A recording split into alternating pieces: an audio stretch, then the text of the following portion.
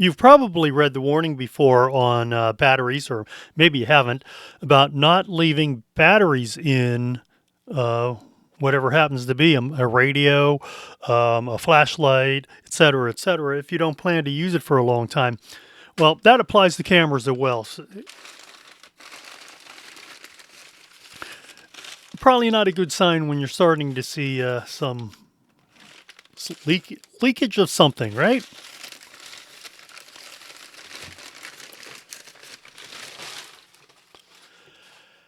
So this is my Agfa Compact. This is a small little automatic 35 millimeter, and as you can tell from the lettering, it was probably introduced, I'm going to say, in the 1980s. You know, that's that sort of LED writing there. It's actually a nice little camera. Well, aside from this, it's a nice little camera. So now we have a problem. So what are we going to do about it? Well, I think what we're going to do about it is we're going to try to remove all of this buildup from the camera, or from the battery chamber specifically. So, as you can see, the primary problem here is that the battery chamber is corroded shut. Well, it's shut from, it's not really corroded shut. It's sort of glued shut from all of this battery corrosion. So let's see if we can't remove some of this. And once again, when I say we, I really mean me.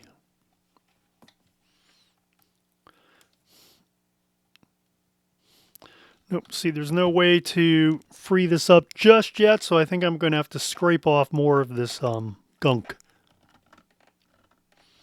This is really, I think it's sort of like an alkali. I think that's what, because these were alkaline batteries. And generally, when I started storing my cameras as I prepared to move, I was removing the batteries. So this one, obviously, I missed. And now I've come to find it several years later in this state. It has no film in it, so that's a plus. I guess that's a plus. Okay, let me grab a toothbrush here. I do not use this toothbrush for anything but for mechanical work. I don't know what that is. So, anyway, let's see if we can't remove a bit more of this corrosion, this bit more of this corrosive debris. I'm sure that the battery holder is, or the contact points are shot. However, maybe there's something we can do about it.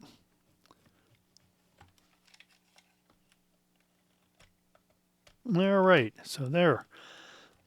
Oh, okay, good. Yep, those batteries look pretty darn shot to me. Oh, luckily, I'm able to pry them out of the battery chamber. Oops. Able to pry one of them out anyway. This one seems to be more problematic. Come on out of there. Oh, there it goes. Let's do this correctly. Yes, I think it's safe to say that these batteries are exhausted. Into the bin, as they would say in Britain.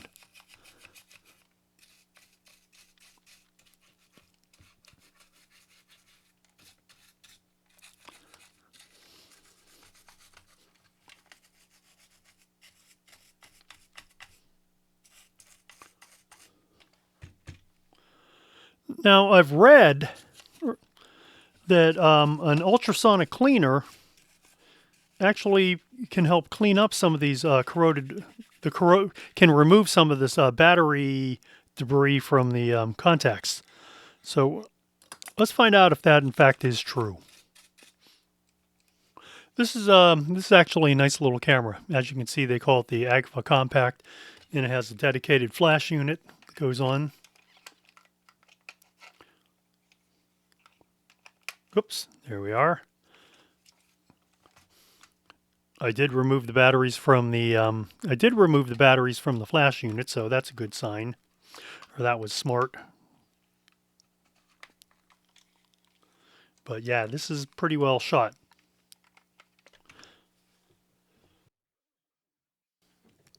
This isn't a super expensive camera. Oh, I had a little knife accident. Looks a little dorky, but it's okay.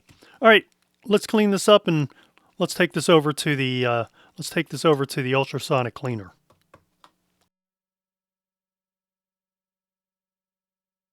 This is a powder which makes a liquid for the ultrasonic cleaner. When I bought it, I thought I was buying a liquid concentrate, but instead I was buying a powder concentrate. As you can see on the label, it's intended for you to make 1 gallon at a time, but I didn't need 1 gallon, I only needed a quart. So I just had to figure out how much powder I would need to make a quart of the ultrasonic cleaner fluid. All right, so now I'm going to plug in the... No, first I'm going to put the liquid into the ultrasonic cleaner. So let's just make sure it's free of any debris that's in here. Next, we'll pour this liquid into it.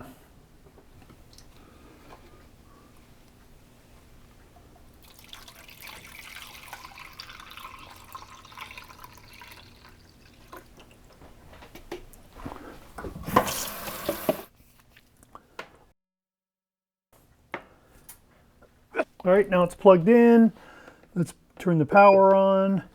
So the plan is to take this AGFA and some of the parts that are really corroded with battery debris and the alkaline battery debris, the whatever you would call it, when the battery corrosion, or how about battery corrosion? And then we will put it in ultrasonic cleaner. So set a temperature.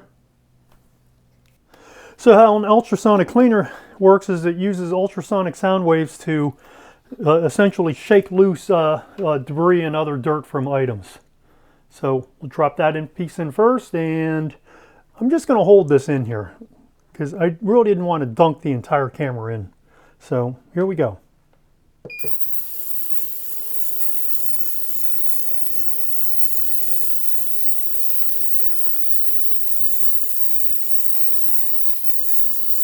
Although it is safe for electronics.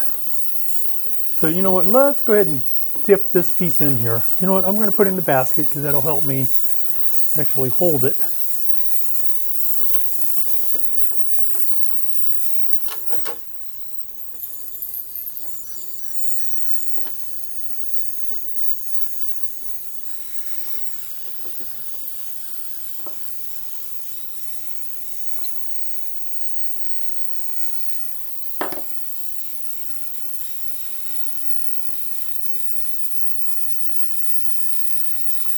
Because I'm partially submerging the shutter release, as you can see, I'll probably, most likely, I'm going to need to let this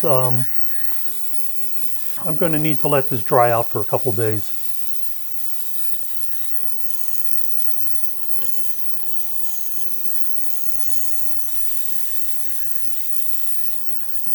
Have that other piece beneath it. Tell you what, let's pull that out with some tongs.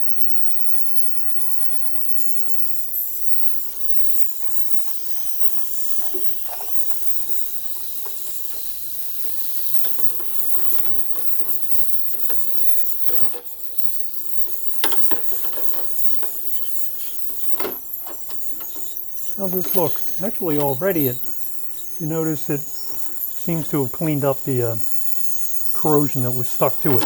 Whoops! Now that was unexpected. I'm definitely going to have to give this a good rinse.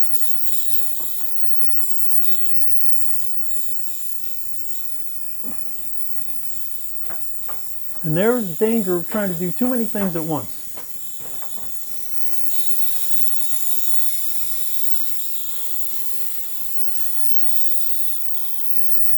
In order to really flush it, I'm going to have to rinse it with some fresh water. You can see in the bottom of the tank, you can see small pieces of debris that have been pushed loose. You know, I think I'd really like to try this on an older Agfa lens.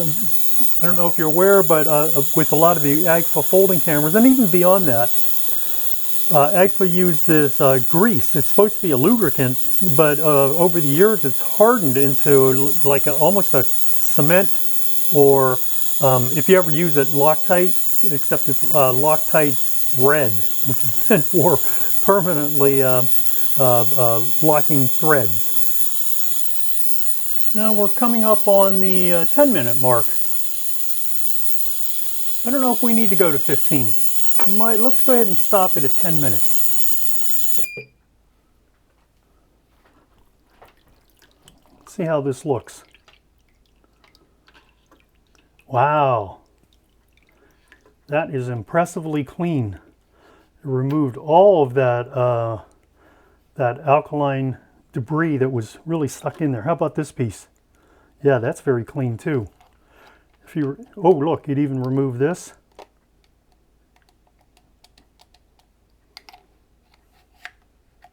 If you recall, this was all caked with that alkaline debris, the battery debris.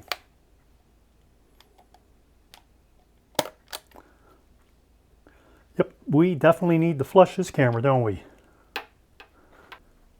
You're going to have to excuse the dishes in here, but that's life.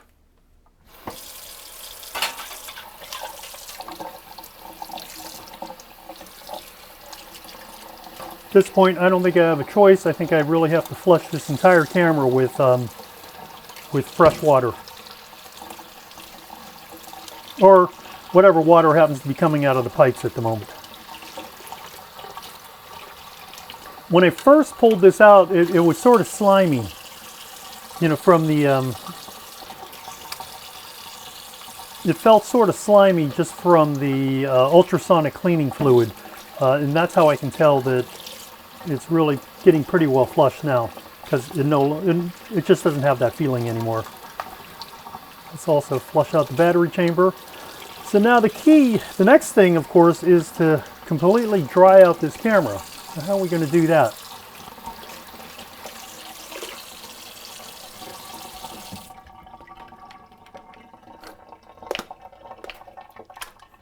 Yeah.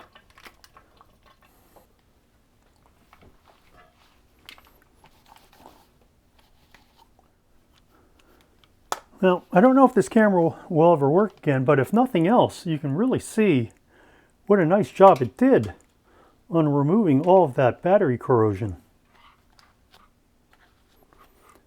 You can also see how that corrosive alkaline battery really ate away at the chrome,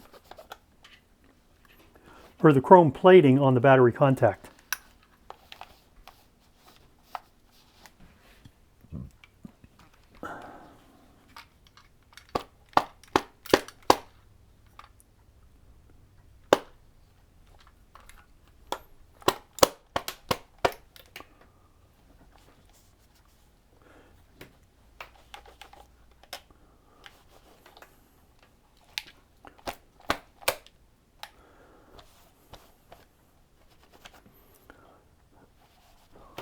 You know what, let's try this real quickly.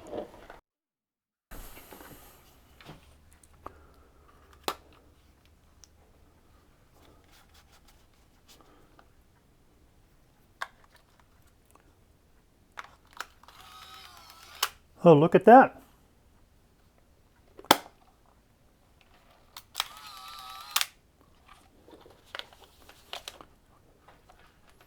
Well, well, well, how about that? You can see that there is water inside that lens, or between the lens elements, so I'm definitely going to have to figure out a way to disassemble this.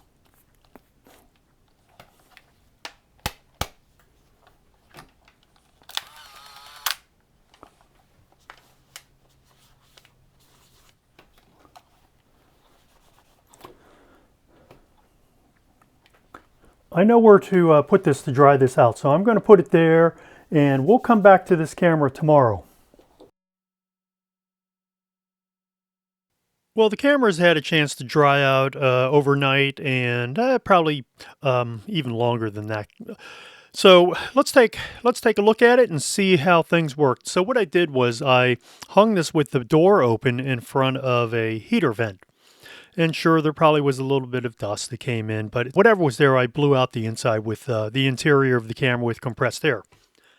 So as you recall, we had run this through the ultrasonic cleaner, and it did a pretty good job here of cleaning these contacts. You can see really how there's none of that corrosion left. I think the corrosion, the alkali from the battery probably did eat away at some of the chrome plating from the contacts, from the battery contacts. The one thing I did was I put a small bit of silver marker onto each of the plus symbols. Manufacturers, even at that point, were still like usually embossing or imprinting markings or whatever, but it was often like black on black, and who can actually see that? So this is just a little help for me. This battery cover slides on, doesn't really press on, so you have to make sure you slide it from the bottom to the top, and then click it into position, or lock it into position. This has a small retractable lens. It's operated by this fairly heavy-duty switch. And so let's do that one more time. You'll notice that this actually moves the cover out of the way. And once the cover's out of the way, then a small electric motor in there extends the lens. So this is a Solinar, a 2.8 at 39 millimeters. So Solinar was a Tessar type. And I think I might have mentioned that this camera was made in Asia. In fact, I was wrong. This was the final model AGFA camera that was made in Germany. And you can see on the back it says made in Germany. Cameras after this were outsourced to a likely Japanese manufacturer. And I don't know if it was Chinon, C-H-I-N-O-N, Chinon. I'm not really sure how to pronounce that. I think I've pronounced it at various times in my life, called it Chinon, but it might be Chinon or who knows. Anyway, I don't even know if that was the manufacturer. Often cameras that were outsourced to Cosina, you could actually tell that. This one, I'm not sure, but in any case, this was made in Germany. So it had a small dedicated flash unit that attached to the side, and how it worked is it has this small little area that you depress from the bottom. So you just mate it up to the camera with this depressed and let it go. And then it's attached. Supposedly, there was some type of adapter plate that provided an actual or a real hot shoe. I'm going to guess it probably made it on this side because these are your flash synchronization posts. And it probably had a small little bracket that extended up here. I haven't seen it, so I only read about it. This camera actually did have a cable release socket, so that's interesting, and a big orange shutter release button. This orange shutter release button was later seen on some of AGFA's digital cameras. Here's your rewind switch, so when you're finished with your roll of film, you simply twist it that way, twist it counterclockwise until it's vertical, and the film will begin rewinding. And it will rewind all on its own. It leaves the leader out. It leaves the leader of the film out, so that's a nice little feature. To open the back, there is this small little slide here. It's once again quite firmly sprung, so push it and the back pops open. You'll notice the bottom also slides or pops out on a hinge. And what that allows you to do is create a very, very thin base plate. And it helps you keep the height of the camera at a minimum. So to load the film, you simply place that in here. You would run your film into this little take-up slot here. There's a little thumb wheel to help you get started. So once you have it inserted in here, you could probably give it a little bit of a revolution till it catches, like so. Then you close the back and it will automatically wind on to the first frame. And you'll also see, when you open the back, it puts this back into the correct position, into its shooting position. And that, In this case, it already wound onto the first frame. This is your frame counter on the side of the camera. This doesn't have any purpose other than to give you a place to grip and pull open the slide cover on the battery chamber. As was common in later cameras, apparently beginning around 1980, there's a small window here, and you would be able to read the type of film that you had loaded in the camera. That's always helpful because sometimes you'll forget to change whatever that film finder is, and this helps you remember, whether it was black and white or color, print or transparency, and often you can also see how many exposures you have on that particular roll. Distances are marked in meters. However, on the bottom side is an indicator where they're marked in feet. I haven't figured out a way to remove this ring and rotate it so feet is on top and meters is on the bottom. It probably would become very complicated, much more than I really want. This is from what I can tell, this is a unit focusing design. So that means that the entire lens moves to and fro as you focus the lens. Remember, there are front cell focusing lenses, and then there are unit focusing lenses, and this appears to be a unit focusing lens, which in theory should offer better performance than a front cell focusing lens. In practice, I haven't noticed that much of a difference, particularly if it's a really good lens. This camera doesn't weigh a ton, but let's see what it does weigh.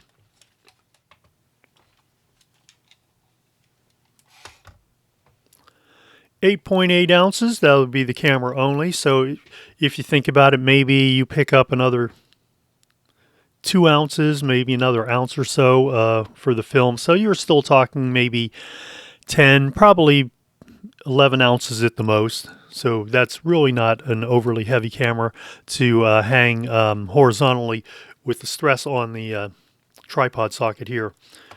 Of course, you can't mount the camera to a tripod with the flash attached. And so with the flash attached, you're talking about 11 ounces. So maybe 13 ounces with film. If your film cartridge weighs 2 ounces, I should actually weigh a film cartridge sometime and then we'll know for sure. Yeah, this does not have a tripod socket of its own. So if you did want to use this camera on a tripod, you wouldn't be able to do it with the flash attached. This has a bright line viewfinder, and you can sort of see the frames outlined right here. This does have parallax marks, so as you get closer to your subject, you should adjust your framing ever so slightly. Aside from that, there are no other... Well, there is one indicator. So if there's not enough light, this little red light in the viewfinder will light up when you depress the shutter button. So when you would reach the end of your roll, what you could do is just, as I mentioned, just turn this little dial or switch. I'm not sure which it is. Just turn it until it's at the 180 degree position and the film will begin rewinding. There.